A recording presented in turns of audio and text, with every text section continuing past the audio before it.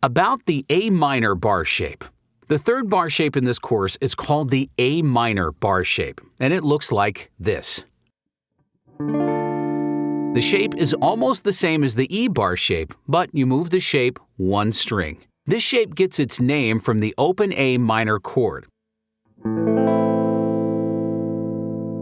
But with this new fingering, and by adding the index finger, you get the A minor bar shape.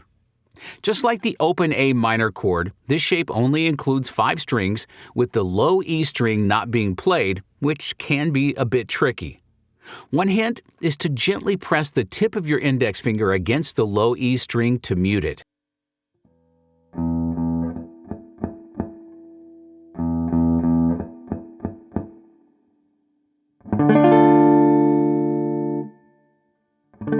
If you find this too hard, you can simply just fret all 6 strings with your index finger and strum them all.